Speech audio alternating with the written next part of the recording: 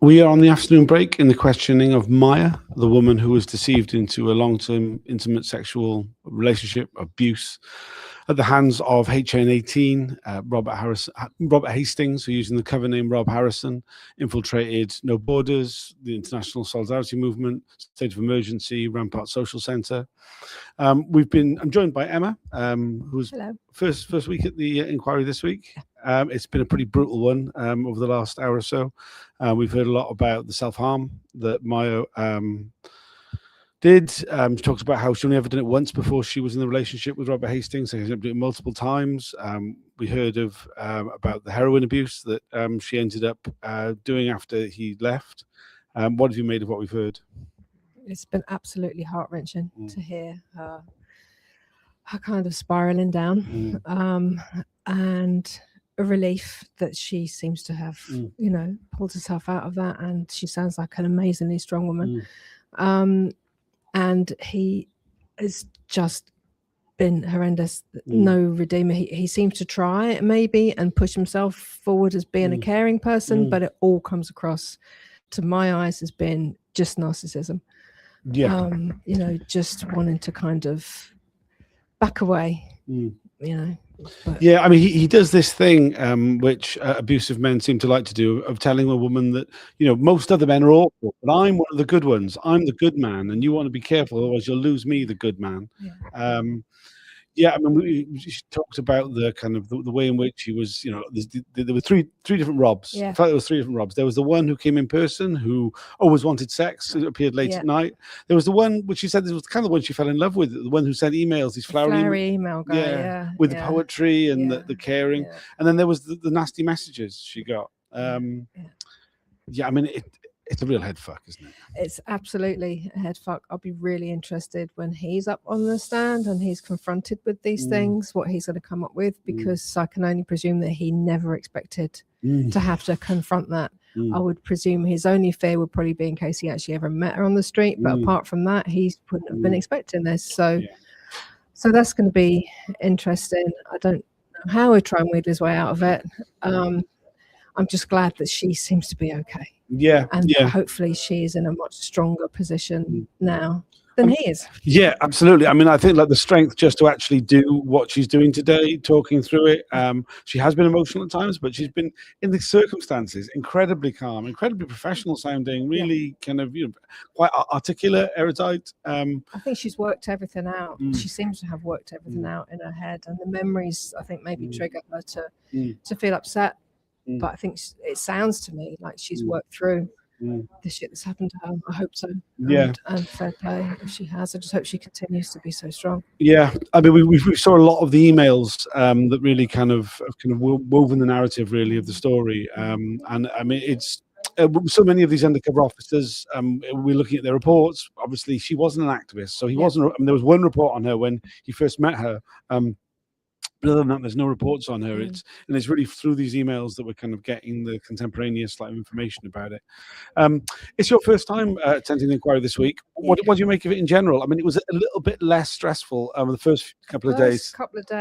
When it was Simon Wellings. It was very, very different. The whole mood in the room was very, very different. Obviously, today we have the screens up, so the room is a lot smaller, but it's also much more serious. Everybody is really somber because of the evidence, whereas the first couple of days, the guy's laughable, really.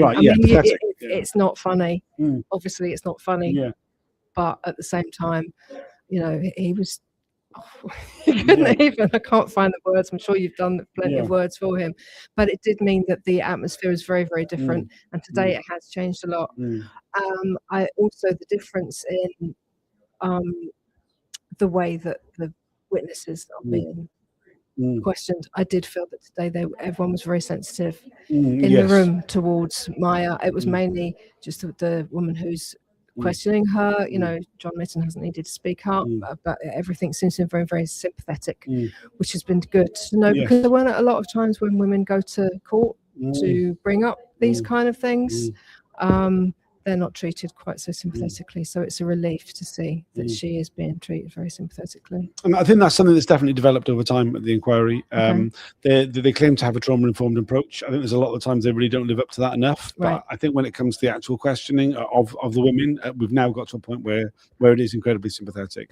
I think back to things during Tranche 1, I think back to Madeline, maybe it wasn't quite so sympathetic.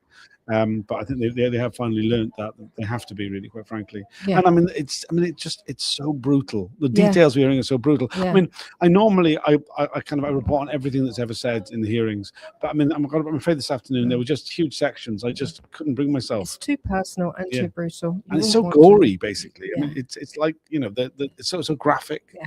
I think if people really want to hear that, they can go and find it online. Yeah, it is all being broadcast. But you know, just this is enough to know. My response is so, and yours and everyone's is so kind of gobsmacked by how awful it's been for Maya, that I think it's a good to not have to regurgitate everything that she said. I mean, I think you're right. It does feel like somewhat ridiculous that she has to relive it in this way. The re-traumatizing process of going over it. I mean, I think it adds a huge amount of power to the questioning that's going to happen to him next week. I think so. I wonder and hope if it's maybe a bit cathartic for Maya as well, to be able to, you know, there are people who have been subject to horrible treatment who do maybe feel better if they do get to say, this is what happened to me, this is my story, this is how I want you to hear it.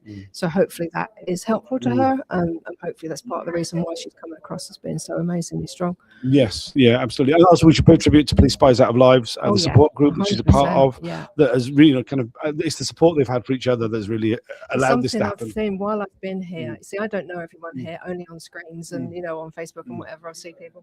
But it's something that I've noticed is when people come in the room, people are, you know, it's just, it feels like the people involved in this have found a community through it. You know, if every cloud has a silver lining, then I'm sure that's one of them. It's been nice. It's been also good to see all the knitting that goes on in the room. It's brilliant. I love it. I should have brought my own. I crochet. I should have brought my own, but I didn't. A number of the women during the hearings always do knitting. If you follow Alison on Twitter, you'll see the updates. And I mean, it is quite amazing that the community that has come out of particularly through Police Spies Out of Lives, and I mean, often in a lot of cases coming from very, very different political traditions, and none at all. I mean, in Maya's case, she wasn't an activist. You know, that's not to say she's not political, but like certainly at that time in her life, she wasn't particularly. You know, the coming together of those people has been a huge part of what's made it so powerful. Sort of like standing up to these appalling abuses by undercover police. We've got a couple of comments here that have come up. So from Prowden, the questioning has been brutal. I fear that Robert Hastings will be treated much gentler and not like the piece of shit that he is next week. I mean, it's really hard to tell. I mean, I'm sure that it'll be David Barr who questions him, you know, and the approach he will take will be to lay traps and to be, you know, is that the same guy that questioned Simon Wellens? No, that was Don Ramble. Right, different lawyer and a different approach, I think. But I imagine him being fairly brutal. Bron also says Maya has been extremely brave and wonderful in the face of such adversity. I think absolutely, yeah, she really has. Unquestionably, she really has. We're only on a short break, but like, I mean, is there anything else you'd like to say about the experience of being here? And it's very, very interesting. It's loads of coffee and tea. It's the amount of money that's been put into this is just staggering, mind-blowing. It really is boggling, because you know, it from the day that the first spy was sent out to today. Doesn't bear thinking about. But coming in is fine. It's easy. You just come in, you have your have your bag search, maybe you have to bring ID, but after that you can just come in and out.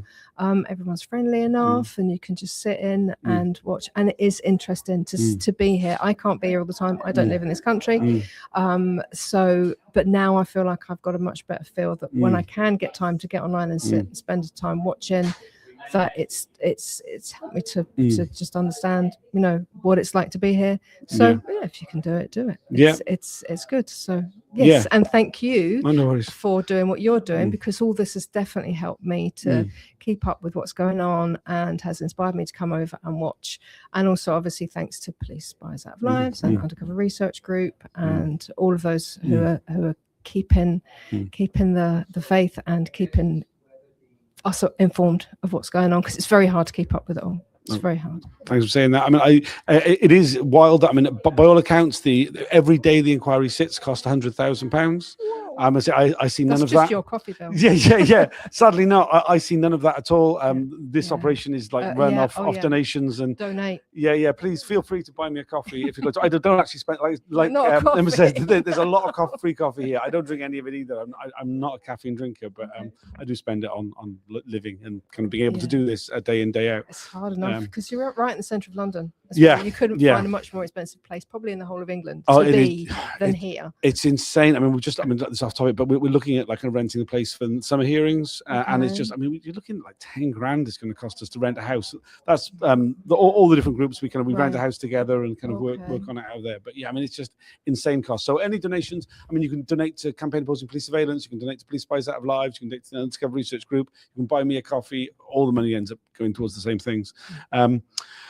Yeah, we've got more to hear from Maya. What we've been hearing is about the abusive relationship she experienced at the hands of Robert Hastings between 2006 and 2007. He reappeared in her life in 2014. The abuse around that is going to be equally horrible. So we just heard that we hope to be finished by 5 p.m. That'll include the Rule 10s. Any further questions? So there's another hour and a half to go. Yeah. Anything else you'd like to add? Well, just see what we've heard. What you say we've heard about from 2006 to 2007, but we've also heard a lot about Maya and how it's affected her. Yeah. What she was like before she met him, and how it affected her afterwards. So it's taken up such a massive. It's like, I think it's the way with all of the women that I've really heard about, is that it's not just a relationship, it's the knock-on effect that it had as well afterwards on their lives, changing what their course of life might have been. Entirely. So I mean, it's something, I mean, she hasn't mentioned it today particularly, but it's something she certainly mentioned when she's been interviewed in the press in the past, about the way that it just meant that she never had children. Because it was at that time of life. She's not the only one. Right? No, not at all. Yeah. Which is just heartbreaking. Yeah, really tragic. Yeah. If that's something that you want to do. Yeah. It's not a prerequisite for everyone. No, it's not for me. But if it's something that you want to do, then it's just that someone who with such awful intentions could come and take that away. Something else, someone said in one of the podcasts, a point that they made about the way that the spy cops are given this separate life. So they're given this anonymity, and they're given this, you have to get out of this. And then, so it's almost as if on top of being obviously the worst of people, so many reasons, they can be even worse because they're being given that impunity. So they can feel that they can, at the time, just walk away from it, just drop it in a bin and walk away from it. And that is just one of the many reasons why the whole Spy Cops thing and the way that it was done was just so awful, because it was just giving these men carte blanche to be whoever they want to fantasize to be, and then walk away from it and get on with their lives. It's just horrible. Someone said that in the podcast, I think it was the Reclaim the Street one, and it really stayed with me that is such a big thing about the way that they acted and how they were given the impunity to do that. It's something which I think has really been developed by Charlotte Kilroy, the KC who represents Category H, the women who are deceived into relationships, talking about the dark playground. This license the men were given. I mean, I kind of think of it as like them getting a taste of how like the Epstein class all live day in, day out. Little, like no consequences, do what you like. It's there's something really chilling about all that, isn't there? And what relief it's coming up to bite them on the arse now. Right. Yeah. Really is, and as you say, they never thought this would happen. They would, never thought this would happen. And I mean, the frustration and the fact that nothing particularly bad's going to happen to them, is tempered by the fact that they never thought they'd have to deal with this. So at least, I mean, the extent of it may well just be embarrassment and like made to feel bad when they're being questioned, and then discomfort. Tiny violin, right? But at least it's something. Do you know what I mean? At least it's something. Yeah, you want it to be more. For many proper human being, it would be more. Yes. Whether it'll be enough remains to be seen. Yeah. Thanks you so much, Tom. Thank you, and we should head back in. We started by now.